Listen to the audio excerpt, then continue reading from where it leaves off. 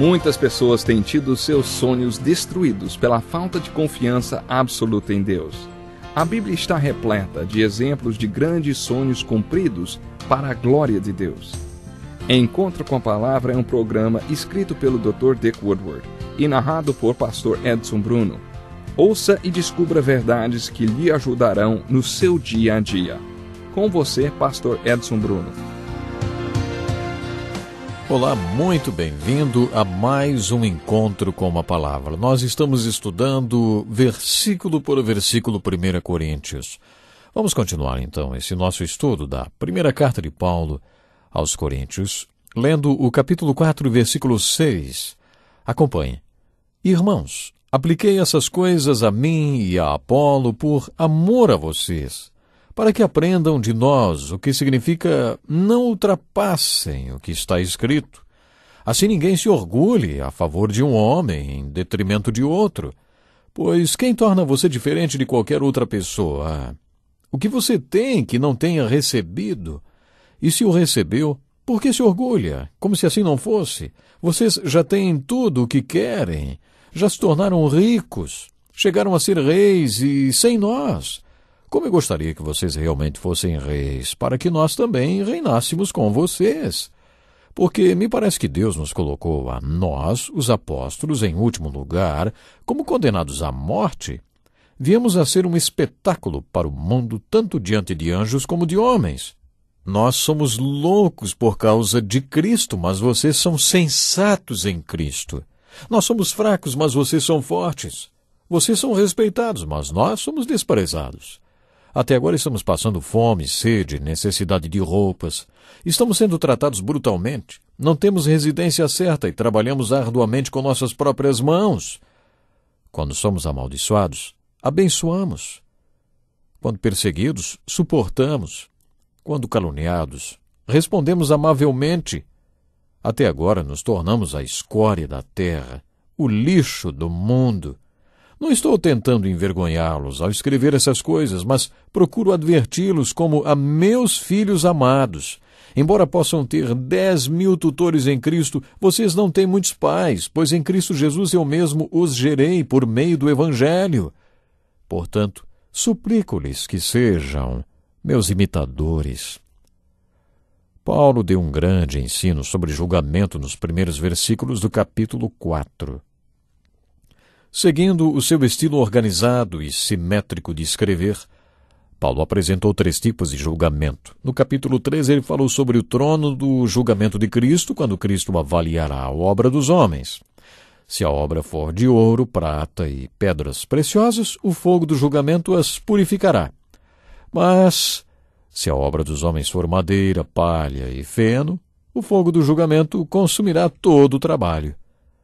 No capítulo 4, Paulo falou sobre outro julgamento, o julgamento entre os crentes. Ele disse que não se impressionava com o julgamento que eles faziam dele. Ele não estava preocupado com a avaliação que faziam dele, porque, afinal de contas, eles não sabiam nada sobre o verdadeiro Paulo. O único que estava qualificado para julgá-lo era o Senhor. O Senhor sabia quais eram as reais intenções do seu coração. O Senhor sabe coisas sobre nós que nem nós mesmos sabemos. O Senhor sabe os segredos escondidos do nosso coração. Só o Senhor pode nos julgar. Por isso, Paulo disse que eles não poderiam julgá-lo até que o Senhor voltasse, principalmente no que se referia às intenções escondidas no seu coração. Paulo passou a falar sobre o auto-julgamento e disse porque não podia fazer um auto-julgamento. Sua consciência estava tranquila. Ele não sabia de nada que pudesse incriminá-lo, mas isso não significava que fosse inocente, porque ele não sabia discernir as reais intenções do seu coração. Ele sabia que havia coisas escondidas para ele. Por isso ele diz que ninguém pode fazer nenhum julgamento até que o Senhor volte. Mas, no capítulo 5, Paulo disse que existe uma situação em que um crente deve julgar o outro.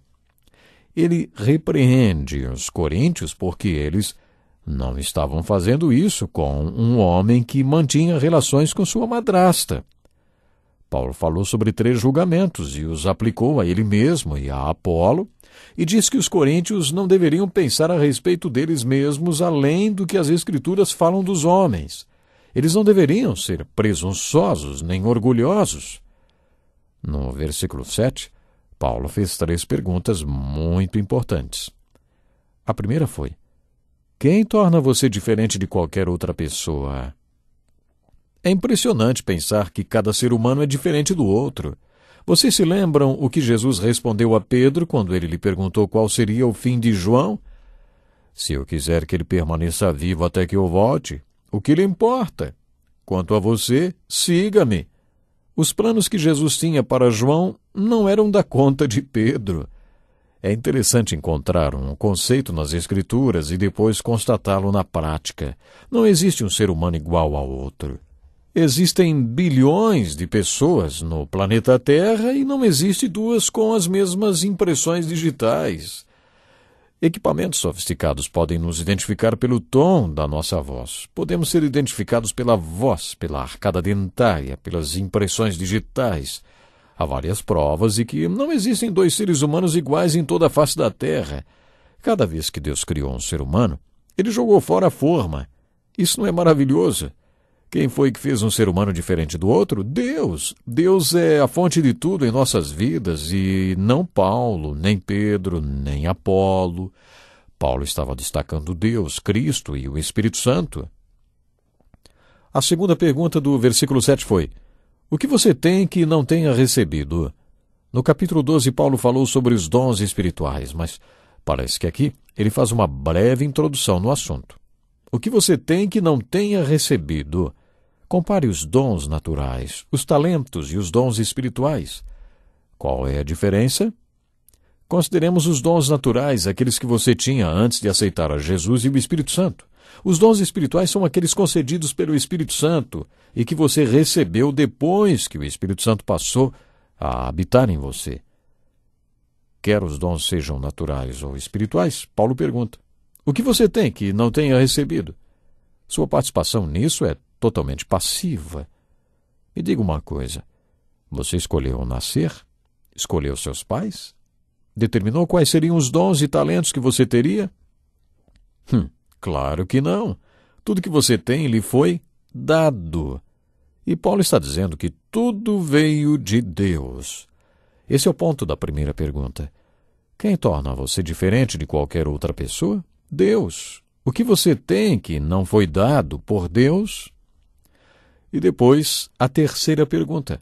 E se o recebeu, por que se orgulha, como se assim não fosse? E se você recebeu de Deus, por que se orgulha dos seus dons e talentos? Estas perguntas são muito profundas. No capítulo 4, Paulo confrontou aqueles irmãos com as perguntas: afinal, quem são vocês? O que vocês são? E onde vocês estão? Quem é você, espiritualmente falando? Você não tem controle sobre isso. Deus determinou tudo. Qual é a sua posição em relação aos seus dons? Nesta questão você tem um certo controle. Qual é a sua posição em relação a tudo que acabei de compartilhar com você? Além disso, Paulo também focou nesta questão aqui porque eles não tinham um conceito correto sobre seus líderes. Quem eram Paulo, Pedro e Apolo? O que eles eram? E onde eles estavam? Paulo questionou: quem somos nós? Somos ministros de Deus encarregados dos mistérios de Deus. E o que somos? E onde estamos? Paulo responde essas perguntas. Nós somos loucos por causa de Cristo, mas vocês são sensatos em Cristo. Nós somos fracos, mas vocês são fortes. Vocês são respeitados, mas nós somos desprezados. Até agora, estamos passando fome, sede, necessidade de roupas, estamos sendo tratados brutalmente, não temos residência certa e trabalhamos arduamente com nossas próprias mãos. Quando somos amaldiçoados, abençoamos. Quando perseguidos, suportamos. Quando caluniados, respondemos amavelmente. Até agora, nos tornamos a escória da terra, o lixo do mundo. Que passagem impressionante essa, não é? Ela mostra o modelo dos mártires. Preste atenção no que Paulo falou a respeito de quem são os apóstolos e onde eles estão. Ele diz que os apóstolos são loucos, fracos e desprezados. Isso é claro aos olhos do mundo, porque a sabedoria que Paulo tinha recebido não era a sabedoria do mundo, nem o sistema de valores dele era o mesmo. Aos olhos do mundo, os apóstolos eram considerados loucos. Eles eram considerados fracos porque não tinham o tipo de força que os soldados romanos tinham. A força deles era espiritual. E quando o mundo olhava para eles, os tinha por fracos. E vocês acham que o mundo os considerava pessoas legais? Não. Eles eram desprezados. Você prestou atenção na descrição que Paulo fez? Loucos, fracos, desprezados, sem ter o que comer, nem o que vestir, nem onde morar. Em Hebreus 11, lemos que os santos do Velho Testamento não tinham onde morar, e Paulo disse que eram sem teto. Mas depois ele disse, trabalhamos arduamente com nossas próprias mãos. Quando somos amaldiçoados, abençoamos. Quando perseguidos, suportamos. Quando caluniados, respondemos amavelmente. Até agora, nos tornamos a escória da terra, o lixo do mundo. Podemos dizer que esse é o preço que um discípulo paga. Isso não combina em nada com a teologia da prosperidade. Aliás, a teologia da prosperidade não se aplicou à vida de Paulo, Pedro, Apolo e talvez à vida de nenhum dos outros apóstolos. Mas o que Paulo queria dizer com tudo isso, hein? Ele não queria que eles se sentissem mal, nem envergonhados, ele só queria adverti-los. Mas advertir do quê? Vocês estão lembrados do que Jesus disse? Não acumulem para vocês tesouros na terra, onde a traça e a ferrugem destroem, e onde os ladrões arrombam e furtam. Quando formos para junto do Senhor, não levaremos nada do mundo. Nosso tesouro não será terreno, mas espiritual.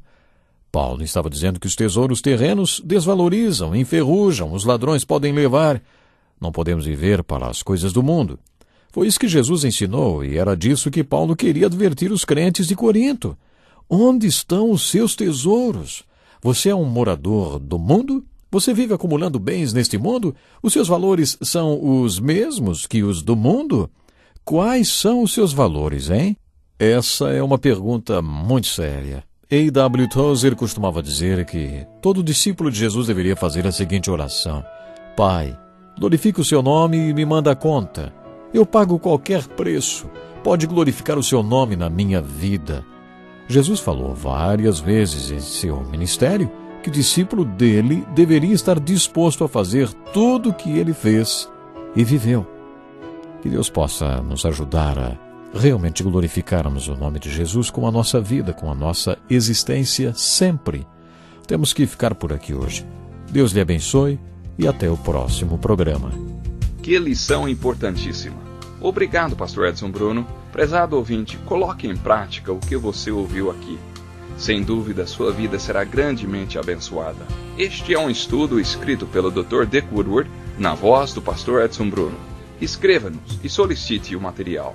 Nosso endereço é Encontro com a Palavra, Caixa Postal 2011, CEP 89201-970, Joinville, Santa Catarina. Até o nosso próximo Encontro com a Palavra.